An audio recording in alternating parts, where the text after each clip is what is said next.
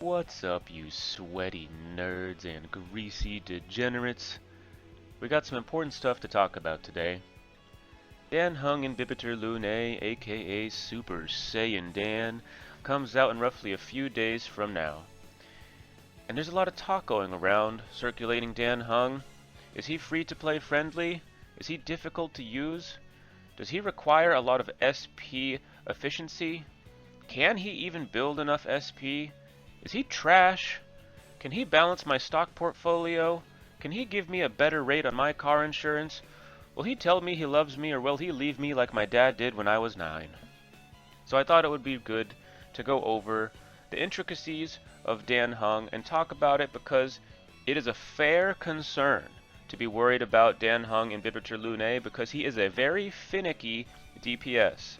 I estimated that he would be a top 3 DPS a few weeks ago, actually a long time ago, but I actually feel very strongly about that. The only problem is he's going to be a difficult unit to use compared to other units. It's not like, with Kafka, you just hit her skill every single turn, kind of rinse and repeat, use her ultimate sometimes, bada bing, bada boom. I thought Jing Yuan was kind of difficult to use because he kind of works around Lightning Nord.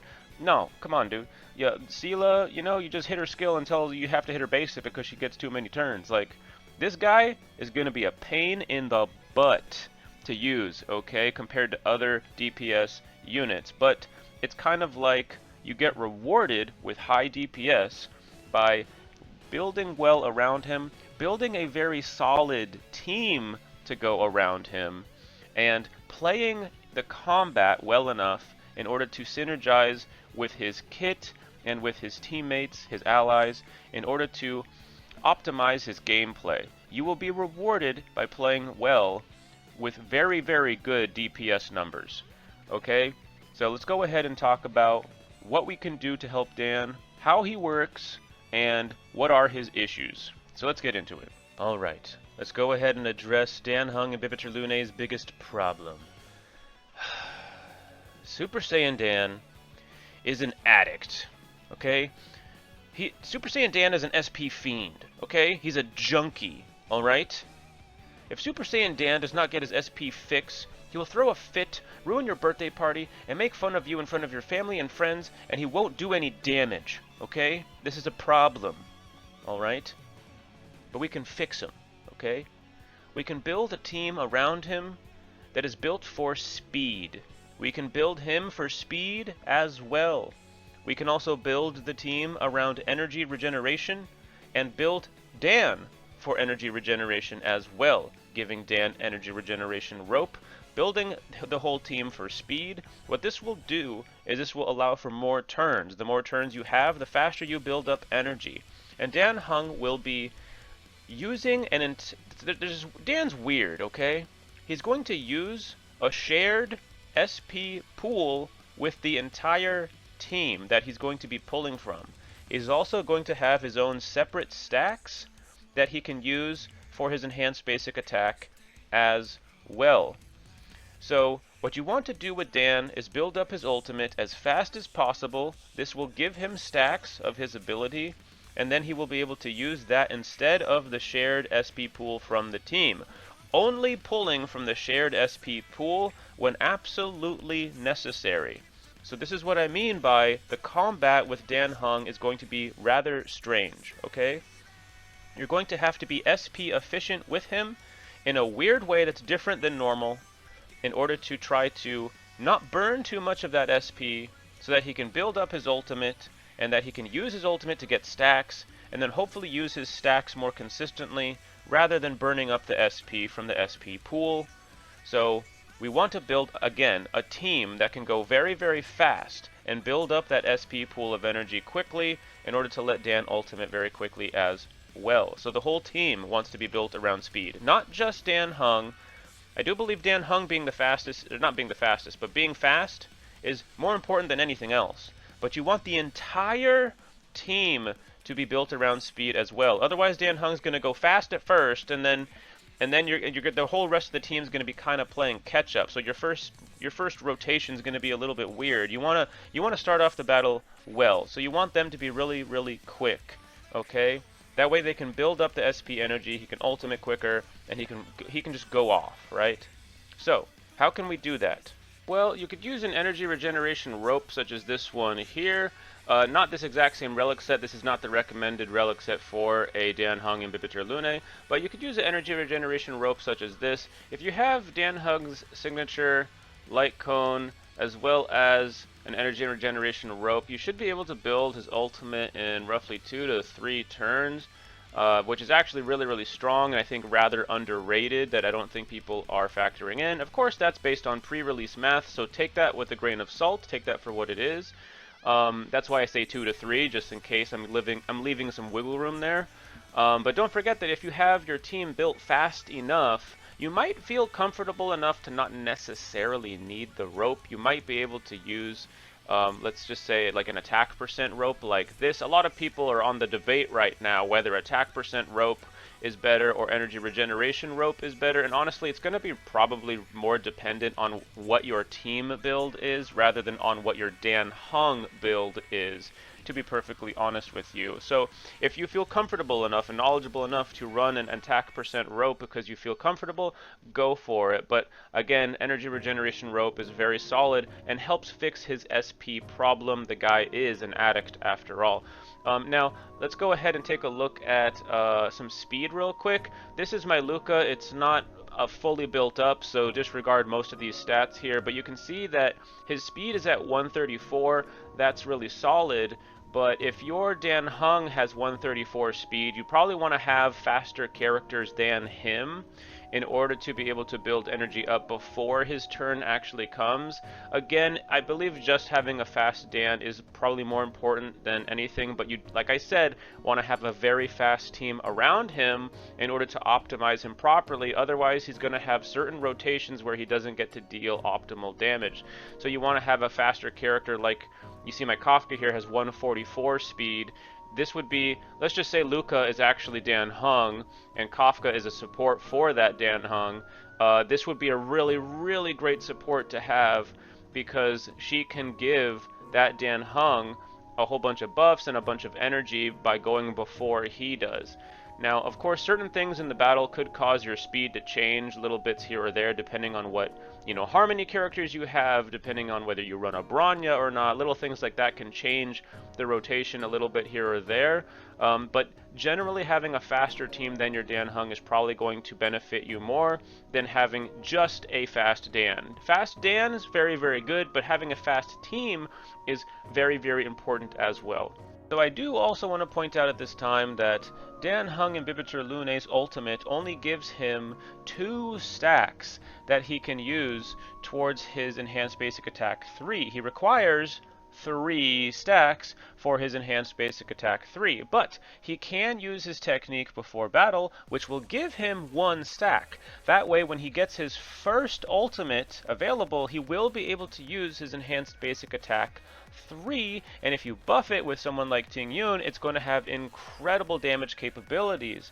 But another thing I did want to mention as well, for the whales out there, is that Dan Heng's Eidolon 2 will allow him to be able to use his ultimate to give him 3 stacks. So he can immediately use his enhanced basic attack 3 every single time that he uses his ultimate without fail. So I'm not going to say go out there and pull, but if you're a whale, that is the shiny golden ticket out there, is his Eidolon 2, as well as his light cone, giving him crit rate, energy regeneration, and all the bells and whistles he needs for his kit. Alright, so I did run through some characters and stuff like that in a different video, so if you're interested in that, check that in the pinned comment. I'll put a link to a bunch of videos for like build guides, for Dan Heng, pre-farm guides, team comps, in a pinned comment and in the description down below, so check that out if you're interested. But I'm just going to run through a generalized idea of a rotation based around how a Dan Heng rotation might want to go. I'll also show in-game a combat scenario that's similar to this, so that you can get a general idea and more of a decent visual. But first I wanted to just talk about this here in the databank because I have these characters sitting here. So let's just say your Yukong goes first, right? She goes first. Maybe she uses her basic attack at first because we're not trying to burn up too many skill points yet. Then maybe you use your Tingyun. She does use her skill so that she can buff Dan Heng for 3 turns. That way she doesn't have to use her skill for a while. That's really valuable. Can't stress enough how good a Tingyun is for a Dan Heng team. Then maybe your Dan goes next. Because maybe your healer's a little slower. We'll talk about that just a moment. He goes, maybe he does a basic attack that's normal. Maybe he uses enhanced. We'll just, that's up to you what you end up doing. Then maybe your healer goes, right? And your healer, maybe your healer's built for more HP because you're solo sustaining. So maybe she's not got enough speed to quite go before the rest of the team. That's not the end of the world. However, I do recommend your healer be faster than your Dan. I'm just making a scenario to show you guys here, because let's be honest with ourselves, nobody's gonna necessarily have a perfect scenario for their Dan. So we'll just pretend that this healer is not built for enough speed yet. So healer goes last, unfortunate, but that's the way the world works sometimes. Now, maybe you are gonna be close to getting your enhanced basic attack and ultimate with your Dan Heng. So maybe now this turn, with your Yukong, maybe you do use your skill so that you can buff your team, right? And it works for 2 attacks.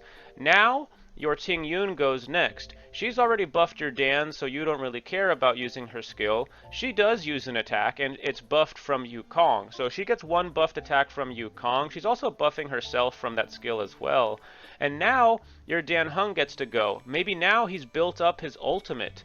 So he uses his ultimate, right? It's buffed from Yukong, and it ends up popping off, and it ends up giving him enough stacks to use his enhanced basic attack. So now he gets to use his enhanced basic attack, and it's buffed from your Tingyun, and potentially your Yukong, depending on how, things worked in your rotation. So just something to think about there. Because if your Dan has energy regeneration rope, if he's got a signature light cone, again, you can build energy faster. This was just a random scenario, but that's one way that it could go. And then right after that, your healer goes.